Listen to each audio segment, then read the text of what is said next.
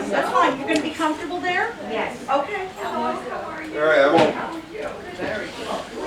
All right, is that it? Are we ready to go? The ones who, everybody here? not everyone's here yet. Not everyone's here There's yet. a few drivers who will straggle in, but you can get started if you want. You Okay, can join in. let me introduce myself before I go on. I told some of you that my background is radio and TV. My name is Evan Weiner. I started this racket in 1971. The racket in 1971 was, I was in 11th grade at Spring Valley High School in Rockland County, New York. And the high school did a radio show on WRKL radio called Tiger Talk. And one day, I had a teacher by the name of Joe Dionisio, who I'm still friendly with to this day, 48 years later. He used to have this habit of saying, student, student. We used to answer, yes, Joe. But Joe, that was Joe. Joe said to me one day, you got a pretty good voice. How would you like to be on radio? I said, I'd love to be on radio in the worst way. And I was. If you ever heard Tiger Talk, I was in the worst way on radio. That's a joke actually from Jack Kemp. Remember Jack Kemp? Jack Kemp and my son were at the Arizona Biltmore in 2000. He was 17 years old. Jack gave him his first drink.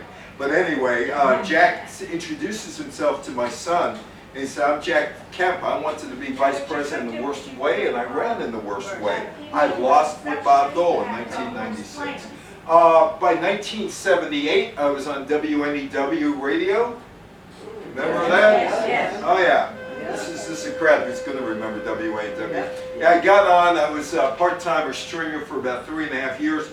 The reason I got on was it was March of 1978, and the Democrats, New York State Democrats, were holding a fundraiser at the Tappan Zee townhouse at that point.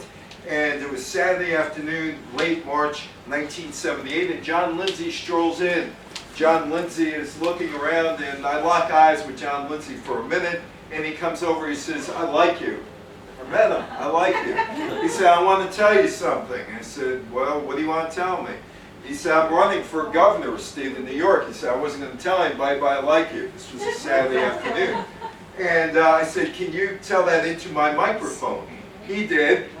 I went back to my 500-watt radio station, WGRC, filed it for AP UPI, and I get a call from WNEW Radio. And they said, can you do that report for us? I said, yeah, how much money are you going to pay me? They said, $10. I said, sold. And that's how I got on WNEW. Now, we're going to talk about the lunar landing. And the lunar landing happened on July 20th, 1969. There's going to be a lot of programs, a lot of stuff that you're going to read on the lunar landing in the next few weeks, because we're 10 days away from the 50th anniversary of Neil Armstrong walking on the moon. Now, I put together things as if it's a radio report or a TV report. I don't do things in an academic way. The other thing is, if you have remembrances of this, tell me about it. There are two people who helped me immensely with this talk. One guy by the name of Dick Hull, Richard Hull, who now lives in Florida. He's 83 years old. He was part of the Apollo 11 crew on the ground in Australia. He helped me an awful lot with this talk. The other guy is my friend Orly from Iceland. He has a space museum and hotel in northern Iceland. Now I'm going to ask you a question. Do you know, any of you know how Iceland played a role in the lunar landing? You don't know? You don't know? Well, Iceland did play a role in the lunar landing. But before we get into this, let's talk about July 20th, 1969. Man finally does land on the moon. But how did he get there? It wasn't just, well, let's blast off on July 16th, 1969. We'll aim for the moon, and if we get there, we get there. Went back a long time, a very long time, to get from the first rocket to the moon. But anyway, let's talk a little bit about January 20th, 1969. How many of you are from the New York area? You're all from the New York area. How many of you watched the lunar landing? Next to Murder. The rest of you must have been watching Channel 9 when the John Wayne movie was on. Channel 9 in New York did not show the lunar landing. Channel 9 in New York showed the John Wayne movie. And my father was thrilled because he loved John Wayne. And he watched the John Wayne movie instead of this. So anyway, man lands on the moon. But we didn't know if man could land on the moon until July 20th, 1969. That's John F. Kennedy, Rice University in 1962. John F. Kennedy decided we choose to go to the moon. We choose to go to the moon, and this was in May of 1961. We choose to go to the moon and these other things, not because they're easy, but because they're hard. Because that goal will serve to organize the best of our energies and skills, because the challenge is one that we're willing to accept, one we are unwilling to postpone, and one we intend to win. They had no idea if they could go to the moon in 1961. There wasn't technology to go to the moon in 1961 with a man. But John Kennedy made this promise: we're going to go to the moon by the end of the decade, which could have meant 1969, or technically 1970, when the decade ended, the 60s decade. Here's Apollo 11, and that's a really good shot. You got the visor reflecting back the other astronaut in the lunar module. I did this talk the other day on Long Island in Great Neck, and I said, you know, all the lunar modules were made on Long Island in Grumman. And some woman said, I used to work at Grumman until they closed it down. So 14 of them were made, all of them on Long Island at Grumman. Now Neil Armstrong, in his memoirs, talked about going to the moon and how he had no idea whether or not he was going to be the first man on the moon a month beforehand. So a month before the launch of Apollo 11, we decided we were confident enough we could try and attempt a descent on the surface. I thought we had about 90% chance of getting back safely to Earth. 90%. They had no assurity it was going to be 100% on that flight, but only a 50-50 chance of landing on the first attempt. There were so many unknowns. One of the unknowns, dust. They didn't know how to deal with dust. There was going to be lunar dust. They had no idea how they were going to deal with it. There were so many unknowns on that descent from the lunar orbit down to the surface that had not been demonstrated yet by testing, and there was a big chance that there was something in there we didn't understand properly. We would have to abort and come back to Earth without landing. Very few vehicles had landed on the moon prior to Neil Armstrong, unmanned. There were a few surveyors, but getting to the moon was not an easy job. In fact, the Americans failed to get to the moon with unmanned spacecrafts more than they got to the moon successfully with unmanned spacecrafts. That's the Apollo 11 crew. That's Neil Armstrong there. That's Michael Collins, Buzz Aldrin. My friend Dick Hull said that it was a good thing Neil Armstrong was the first guy on the moon because he had more experience crashing aircrafts than anybody else in NASA. So if somebody knew how to crash land, it was Neil Armstrong. When Armstrong and Buzz Aldrin made their descent aboard the Eagle, the lunar module, to the moon's surface, the onboard computer, you can't trust those computers, can you? The onboard computer had intended to put them down on the side of a large crater with steep slopes with huge boulders. Not a good place to land at all. So Neil Armstrong, again, Dick Hull said, he had all this experience crash landing, decides, I'm going to forget about the computers and I'm going to land it by myself. He says, I took over manually and it flew like a helicopter out to the west direction. Took it to a smoother area without so many rocks and found a level area and was able to get it down before it ran out of fuel. There was something like 20 seconds of fuel left.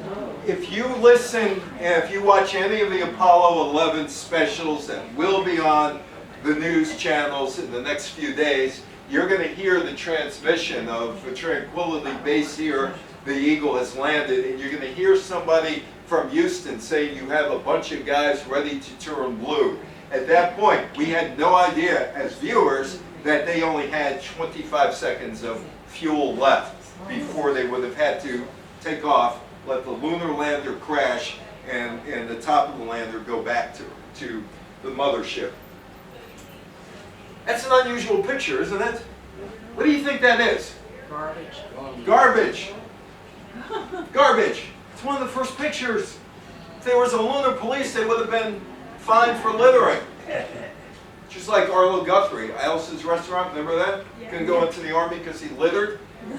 That's litter. That's the first thing they put on the moon. They open the hatch, throw out the garbage. Got to keep the place clean.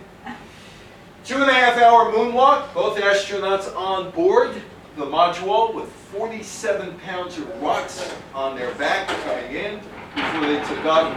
Michael Collins, who was in the mothership, the Columbia, remained going around the moon, ready at any second to perform one of 18 rescue missions. If there was to be a rescue mission, there wasn't. He was able to enjoy his ride around the moon while Armstrong and Aldrin strolled on the moon. That's Buzz Aldrin. I've met 2 astronauts in my life, him and Thomas Stafford. His nickname was Buzz. Last time I saw him was in 2009. He looked like Georgie Jessel. Had all the medals on. I was expecting a toast. I didn't get a toast from him. And the other one was Tom Stafford, who was a general. And he was a general. He didn't say anything. Buzz, on the other hand, could have been Georgie Jessel. But he was supposed to be the first man on the moon, according to NASA. NASA thought he was going to be the first man on the moon. There was a reason why. Because generally, the junior partner was the first guy out of the craft. Because the senior guy was still running things in the craft. NASA's history website, Apollo Expeditions to the Moon, talks about that. The agency originally predicted that Aldrin would be the first man to step on the moon. But the lunar module posted or had logistical challenges that made it impossible. One was these guys had a backpack. The other was the hatch was by Neil Armstrong, which meant that Aldrin would have had to crawl over Neil Armstrong to get out of the hatch. Except there was a problem with that. It was practice on land. And the lunar module mock-up, when Aldrin tried it, he broke it. So they said, okay, we're not going to do that. Neil Armstrong was the first one out because A, he was the guy who could get out the easiest, and B, he was the guy who could get out the easiest. Now, Aldrin said that, well, like I said, they had the suit, and when they tried with Aldrin to get out, he wrecked the mock-up. There's Armstrong's long shadow. Now, Aldrin did talk about this, and he made his case to NASA why he should have been the first guy out. In all previous missions, if someone, a crew member, was to spacewalk, it would always be the junior person, not the space commander who would stay inside. I felt there was an obligation on my part to put forth the reasons why a commander who had been burdened down with enormous amount of responsibility and training should stay inside. He got to be number 2, just like Avis. Neil Armstrong went out. Now, who chose Neil Armstrong to be the first man to walk on the moon? This guy, Deke Slayton. Slayton was one of the Mercury 7 original astronauts. He never did get into space. He had a heart ailment, but he stayed on with the program and became the director of astronaut assignment, among other things. When the Apollo program resumed in 1968, after the fire that killed Gus Grissom and Roger Chaffee and Edward White, Slayton had his astronauts to pick, and he picked his astronauts. Apollo 7, Wally Schirra, Isley Cunningham, Tom Stafford Young, Serlin backup. So they were the Apollo 7. The Apollo 8 mission, Boorman, Tom Hanks, and Bill Anders. Yeah, Tom Hanks was on that flight, right? You know that. No? Oh, I got that confused with Apollo 13. Wasn't Tom Hanks the commander on Apollo 13? Anyway, Armstrong, Aldrin, and Fred Hayes were the backup crew. McDivitt, Scott Schweigert, Conrad Gordon, and Bean, the backup crew. Tom Stafford Young, and Serlin, and there was a rotation, and then these guys from Apollo 8 would go to Apollo 11. So the fact that Neil Armstrong was on Apollo 11, just a matter of luck of the draw. The other thing was, before they got to Apollo 11, there were a whole bunch of things that needed to happen to get to Apollo 11. And there's the crew, Neil Armstrong on the left, Mike Collins center, Buzz Aldrin on the right. The success of Apollo 8 in December 1968 put some pressure on Slayton to name the Apollo 11 astronauts. He had confidence in all his rotations. Armstrong and Conrad became 11 and 12, but there was no guarantee either one was going to land on the moon. So he figured, okay, these guys have trained, why not? We'll just keep it going the way it is, and the luck of the draw, Neil Armstrong is the commander of Apollo 11. The Apollo 11 backup crew became the primary crew of Apollo 11, except for a change. Mike Collins came back after back surgery. They put him in the command module. They demoted Buzz Aldrin. They demoted him. The guy only got to walk on the moon, but he got a demotion. So he was the other guy for the lunar module, and he had trained for both roles anyway for Apollo 8 and Apollo 9. So okay, we'll let Buzz be the other guy on the moon. The crew was never certain that it was going to land on the moon. NASA had a tight sequence of missions, Apollo 7, 8, 9, and 10. All of the missions had to be complete, and they had to go through rigorous testing to get to Apollo 11. The objectives all had to be met, and Apollo 11, if all those objectives were met, would be the one landing on the moon. And there is the Eagle. The Eagle has landed. Armstrong took over, as I said, the landing. Dick Hole said it was a good thing because he knew how to crash land vehicles. And he saw that the computer had them way off. And he decided, okay, I'll do this myself. They arrived at 4:14 Eastern Time, 25 seconds of fuel left. Armstrong announces, Houston, Tranquility Base here, the Eagle has landed. Were they alone, though, on the moon? Were they alone? Yes or no? Was something else there? Yes or no? Yes. The answer is yes. There was the lunar 15. Now, the lunar 15 was one of 2 moonshots, roughly the same week.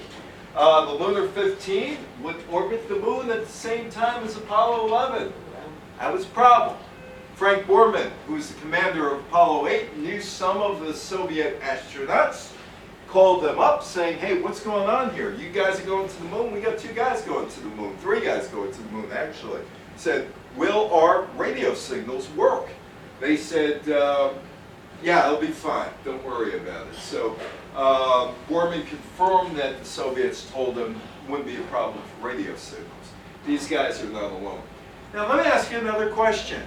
You all lived through it. You all put your heads, well, not all of you, but I did, under desks because of nuclear fallout. I did in 4th grade. Fallout shelters, remember that? Yeah. What was the period that we were living in at that time? It's the Cold War. Oh. It was the Cold War. So in the Cold War, it was the United States and the Soviet Union, and there was lots of propaganda that went out there, right? Now, what if Apollo 11 failed and Lunar 15 succeeded? Who gets the victory of the propaganda war in the space race? Soviet Union. Soviet Union. Lunar 15 began circling the moon on July 17th. The astronauts, the Apollo 11 astronauts, were only a quarter of the way there on July 17th. If all went according to plan, the Soviet spacecraft could land on the moon, get some scoops of soil, put it in, and possibly get back before the Apollo 11 astronauts were there, and the Soviets could say, hey, we got the moon stuff first. It might have upstaged Apollo 11. Or if Apollo 11 failed, it would be an outright victory for the Soviet Union in the Cold War and in space. On July 21st, Neil Armstrong, Buzz Aldrin were preparing to lift off from Tranquility Base, while Lunar 15 was making its final approach into the Sea of Crises, which was 500 miles away. It smashed into a mountain, and that was the end of the Soviets and the American space race to the moon. Going to the moon. It's been a long, long process of going to the moon. This guy, H.G. Wells, wrote a book, First Men in the Moon. He also wrote War of the Worlds in 1898, which became Orson Welles in 1938, War of the Worlds radio show, which had some people in New Jersey panic because the Martians had landed near Princeton. Why did they choose New Jersey, of all places? You figure, you know, some glamorous place like Broadway. You were close. Anyway, dreaming of the moon. H.G. Wells dreamt of the moon. And so did this guy, Robert Goddard. My friend Dick Hull was telling me as we were putting this together, he said, you got to go back. He said, I work for the Goddard Center. And this is the guy, Robert Goddard, in 1926, showing off his rocket. He had been thinking about rocketry for a very long time. In fact, he first gains notoriety in 1907. He was born in 1892. He constructed and successfully tested the first rocket using liquid fuel, March 16, 1926, in Auburn, Massachusetts. He was well known by this point. He had his first public notice in 1907. A cloud of smoke from powder filled the basement of Worcester Polytechnical Institute's physics building. He created air pollution. In 1914, he got 2 patents. One was for a rocket using liquid fuel. The other was for a 2 or 3-stage rocket using solid fuel, which eventually would go to the moon. Here's Goddard with one of his rockets. Toward the end of his 1920 report, Goddard outlined the possibility of a rocket reaching the moon. And he didn't forget his Worcester Polytechnical days. When it reached the moon, you'd be able to see it from Earth because they'd have a large explosion of flash powder to mark its arrival. Some things don't change. He did the same thing at Worcester Polytech back in 1907. His rocket in 1929 carried a scientific payload, which included a barometer and a camera. It's the V2 rocket. And now we get into a little bit of the dark side of the NASA program and the United States man landing on the moon. You know about the V2 rocket, right? Yes? No? Yeah. Well, the V2 rocket was the ultimate weapon that the Nazis had in 1944 that they thought might turn the war around for them. Before I get into it, let's talk about the V2 rocket because Goddard thought about it. Goddard's work largely anticipated in technical detail the later German V2 missiles, including gyroscopic control, steering by means of vanes in the jet stream of the rocket, gimbal steering, power-driven fuel pumps, and other devices. That is the V2 rocket. And that is a rocket that the Nazis and Werner von Braun came up with in 1944. It was launched from mobile units. Each V2 rocket was 46 feet high, carried a ton of explosives. First attack was on London, September 8, 1944, left a 32-foot crater, killed 3 people, injured 22. That's what the weapons destruction was back in 1944. It took 5 minutes from launch to landing. The V stood for Vergeltungswaffen, or retaliatory weapon. It was the last-ditch attempt by the Germans to reverse the course of the war. It was put together by so-called slave labor, people in concentration camps. The prisoners, I don't know if you could call them prisoners. They were in concentration camps. They were pulled out of the camps for their technical skills, such as welding. They worked around the clock. Underground factory called Mittenwerk, central Germany. Wasn't very far from the Buchenwald concentration camp. Now, these are people who were in concentration camps.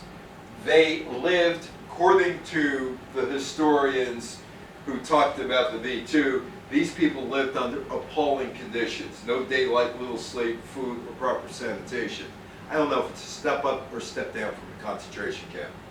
But these people didn't want to be there. Didn't want to be there at all, didn't want to help the German effort. Many were executed because of attempted sabotage.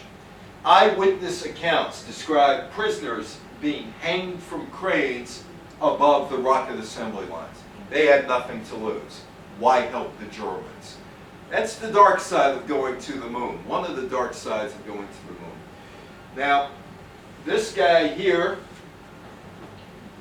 Wernher von Braun, the father of the American space program. However, in this picture, he's with Himmler. He joins the Nazi Party in 1937. November 12, 1937. He said he was coerced by the SS. He came from a family of career politicians. It's been documented that von Braun did not want his research used for military purposes. Von Braun also said he was coerced into working with the Nazi Party. Here's another picture of von Braun with the brass in Germany. The engineer who designed the V-2, Wernher von Braun. The Allies realized that they had never seen a machine like the V-2, unlike anything else that they could develop, although the Manhattan Project was going on at the time. When the war ended, the Americans and the Soviets and the British scrambled to get their hands on V-2 technology. Von Braun decided he was going to surrender to the Americans. The Russians got their hands on the V-2 factory and the test range. That is the official start of the space race when the Nazis gave up. 1,600 Nazis came to the United States. If you go to a tolerance museum in Lower Manhattan, they go through the Holocaust years. At the end, there is a slide, and it talks about how come only a handful of Nazis ever appeared in Nuremberg. Make your own decision on that. That's what they want you to do. So World War II is over. Operation Paperclip is there, and here is von Braun with a couple of his cohorts. There he is. Operation Paperclip, and this is pictures years later because it's the Space Administration at that point. Operation Paperclip, an opportunity for the United States to utilize the mind power of some of the most brilliant people that worked in Germany during World War II. 1,600 German scientists, engineers, technicians taken from Germany to America, including von Braun, who ended up in Fort Bliss, Texas. The Cold War, remember the Cold War? Remember all the sirens and the fallout shelters and all that other stuff. The democratic capitalist United States against the communist Soviet Union. In the 1950s, space would become another arena for the competition. Each side wanted to prove its superiority in technology, military firepower, and political economic system.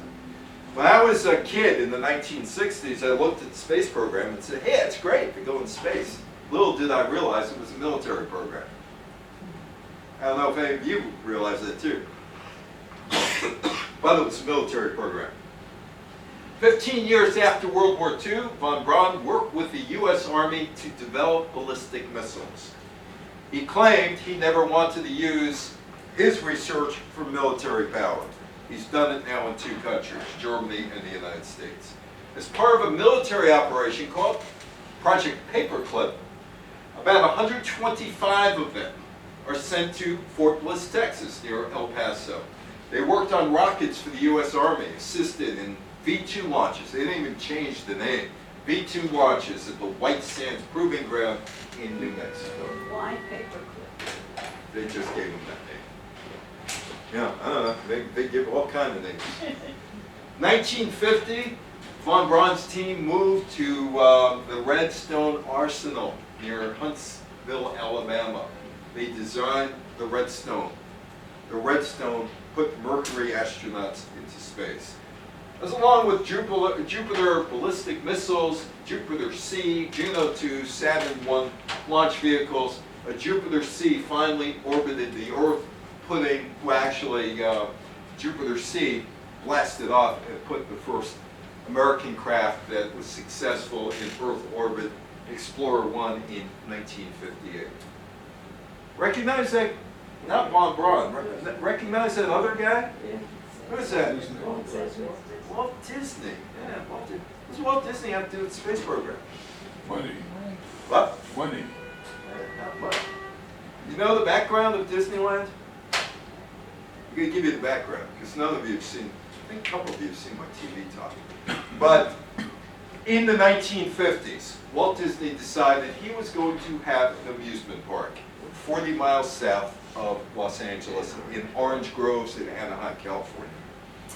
And he didn't have much money, believe it or not. Believe it or not, Disney didn't have that much money. So he's going shopping around, looking for money, shopping around. And he finally lands Paramount, who owns ABC TV. ABC TV is a very weak network, but they're looking to beef up. And they cut a deal with Disney. We'll give you some money to build Disneyland, but you've got to give us 2 shows. 2 shows we need. One we want to call Disneyland, and the other, I bet some of you watched. Let me see if you know what the other one was. Mickey Mouse Club. Quick, name me another Mouseketeer aside from Annette. Cubby, Darlene, Karen. Hey, you watched it. Did you watch Annette grow up? You had a crush.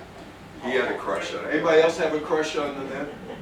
Anyway, the Mickey Mouse Club made ABC money, and ABC was able to invest in other shows. One of the shows they had, The Wonderful World of Disney. And guess who shows up on The Wonderful World of Disney? None other than Wernher von Braun. Why would he show up on The Wonderful World of Disney 3 times? Man in Space shows are called. Why would he show up? He's pushing the space program. Who is Disney's audience? Kids. Hey, we're going to the moon. Propaganda. Propaganda. We got the guy, and he's such a lovable guy now. He's not the Nazi anymore. He's the guy that's going to put people on the moon and get people in space. He does 3 shows. Von Braun was one of the advocates for space travel in the United States. He wrote numerous books, wrote several articles for magazines.